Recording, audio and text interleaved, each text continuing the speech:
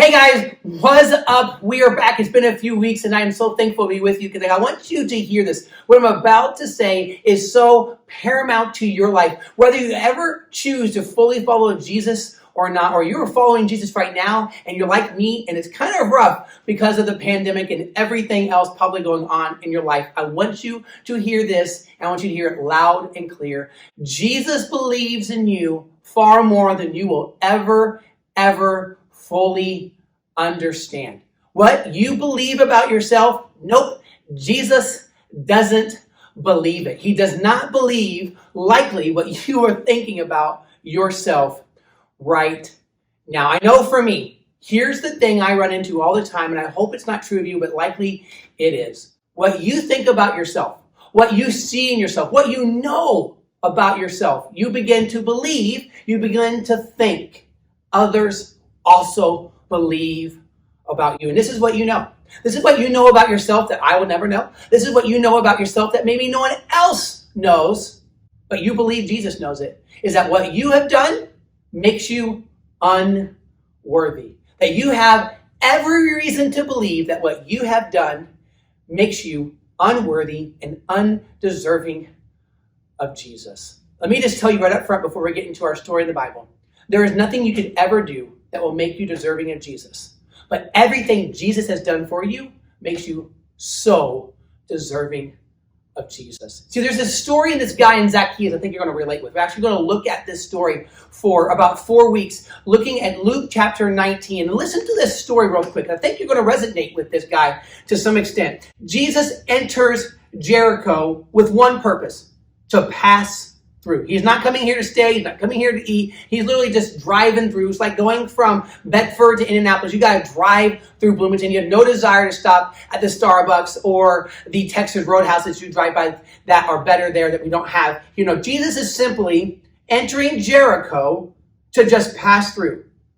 In Jericho was a man there by the name of Zacchaeus. He was a chief tax collector and was wealthy. It's interesting. We learn very quickly who this man is by the things he has done. He's a chief tax collector, which means he's worked his way up a business that no one likes. Let me just tell you that real quick. We, at the very onset of this story, learn that Jesus is entering a town with a man there that is fully and 100% known by what he has done and chosen to be in his life. And because he's a chief tax collector, which I'll just tell you basically means back in the first century Rome, a tax collector would go and charge the taxes that the Roman Empire was saying should be taken. And, well, Zacchaeus was the boss of all of them for this region. And he'd worked his way up. The way they made money was they were paid, but they also didn't really have a level of accountability. So they could say, hey, citizen, you owe $100 when you really only owe 70, and they pocket 30.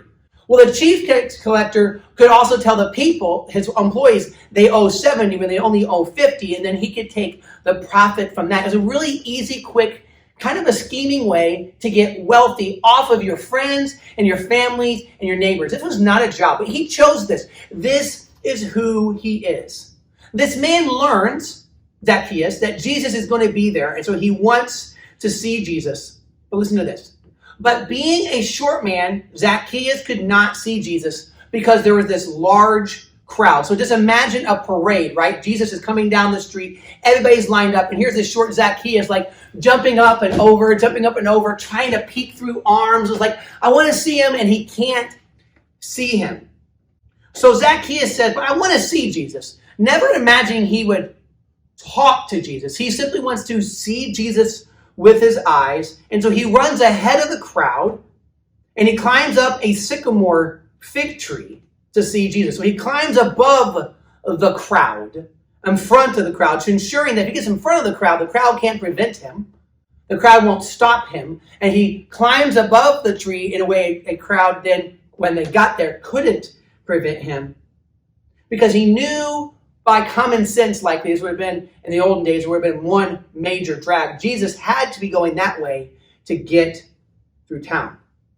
To the amazement of Zacchaeus, when Jesus reaches the spot where Zacchaeus is hoisted himself up on this fig sycamore tree, Jesus looks up at Zacchaeus and he says this, Zacchaeus, come down immediately, I must stay at your house today.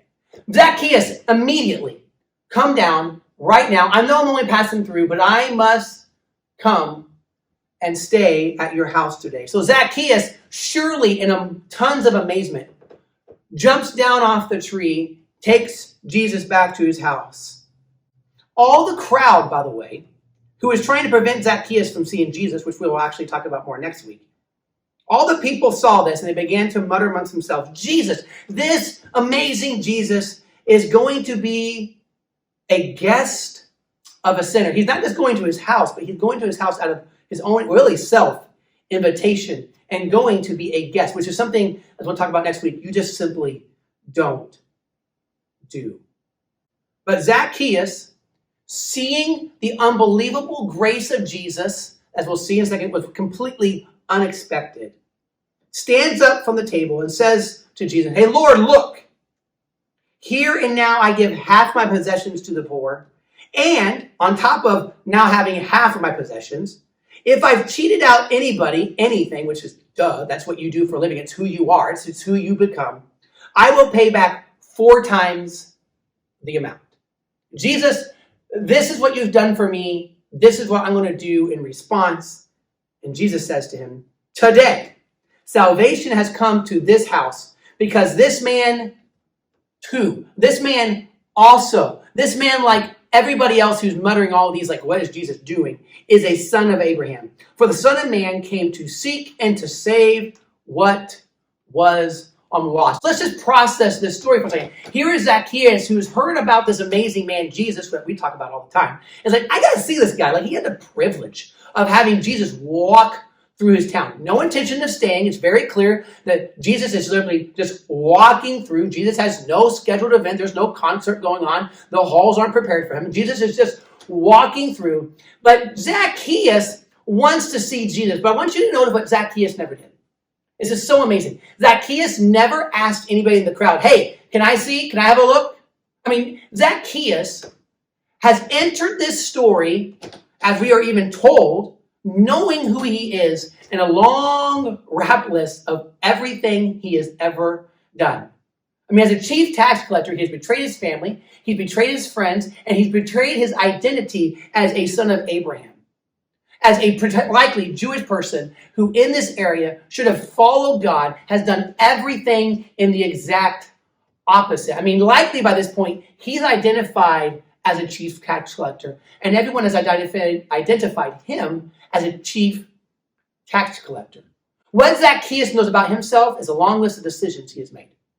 A long list of decisions that so amazingly leads him to not even asking the crowd, hey, with Jesus coming by, can I see him? Zacchaeus never asks the crowd, hey, can you move aside? Come and says, I'm the short guy. Short people are always in the front. Will you let me in front? But Zacchaeus never does it. He never believes that he should be in front.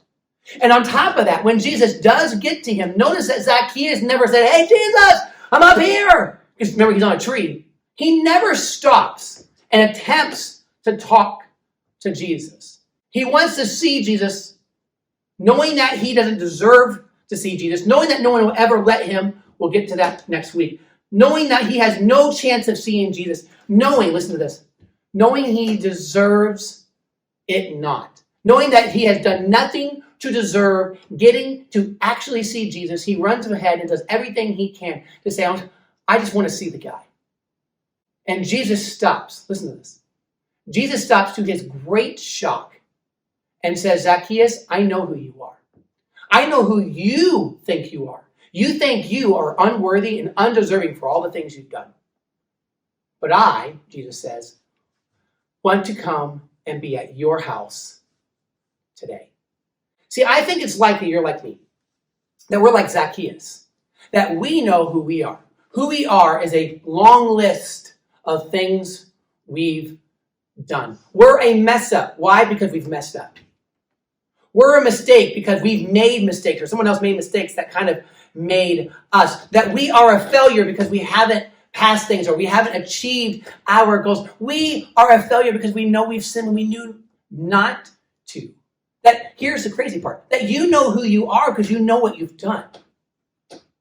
The scariest part about all of this, just like Zacchaeus, when you and I know who we are, we will likely assume everybody else thinks we're that way too. Let me say this again. When you and I, just like Zacchaeus, know who we are based on what we've done, we will assume everyone else believes that's who we are too. That because you're a mess up, they know you're a mess up too. Let me say this to you right now as clearly as I can. Jesus believes in you so much more than you will ever know. Jesus believes in you way more than you will ever know. Let me say it this way. Jesus does not believe in you the way you believe in yourself. Jesus doesn't see Zacchaeus, the tax collector. Jesus saw someone who was lost that was worth coming to die for and seeking and saving. Jesus did not see Zacchaeus the way he saw himself. But the way Zacchaeus saw himself is the way he assumed Jesus saw him, and it prevented Zacchaeus from doing everything he could to meet Jesus. Did you see that?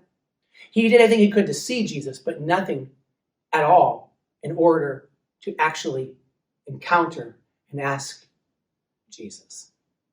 He didn't ask the crowd, can I get in the front? And he never stopped Jesus to say, hey, I'm right here. See, here's my concern, guys. We've been talking about it literally almost all COVID, is that Jesus is doing something amazing for you right in front of you. In fact, Jesus has already done something amazing for you. He died for you while you were yet undeserving. There is nothing, but yet you probably believe it. There is nothing you can do. There is nothing you can do to be deserving of Jesus. Jesus has already done everything you need. Say it again. You already know this from personal pain, but there is nothing you can do to deserve Jesus. But despite that, Jesus has already done everything to make you deserving of him. This is what I want you guys to think of right now. I don't know what's on that list to say, surely Jesus doesn't believe that about me. No, Jesus does. Jesus believes you're worthy. Jesus believes that you are worthy of his death and his resurrection, that you are worthy of his grace. Jesus does. This is what I want you to do. Ready? Here, for real. Believe it. Until you and I begin to believe that we are worthy, we'll never believe in ourselves. Likely, you have a long rap list of you can just say, this is who I am. This is what I've done. I'm like Zacchaeus. I'm a chief tax collector. So you want to talk about a chief mistake guy? That's me. Jesus doesn't see you the way you see yourself. Jesus saw Zacchaeus the way he sees you and says, hey, I died for you 2,000 years ago. You're worthy because I died for you. Nothing you will ever do, listen to this, nothing you ever do will make you undeserving of Jesus. Because nothing you ever do will make you deserving of Jesus. It has never been and never will be about what you do. It's all about how Jesus believes in you. And Jesus believed enough in you to go to the cross and to die for you and to shed his blood as an atonement for all your sins and to provide you a grace that will transform you, a grace that will change you, and a grace that will give you new life. So let me ask you, do you believe that you're worth it? Do you believe that you are deserving of Jesus? And why? Because if your answer is no, it's likely because you just believe, well, Jesus must think about me the way I think about myself. And Jesus doesn't believe that about you. He believes you're deserving no matter what. And he's already died for you to prove it. So here's my point to you. Ready? Begin to believe in yourself because Jesus believes in you. Let me say it again. Begin right now to believe in yourself, even just a little bit. Believe in yourself because Jesus believes in you more than you will ever know, comprehend, or imagine. He loves you that much. Believe it, and believe it for yourself because Jesus believes in you.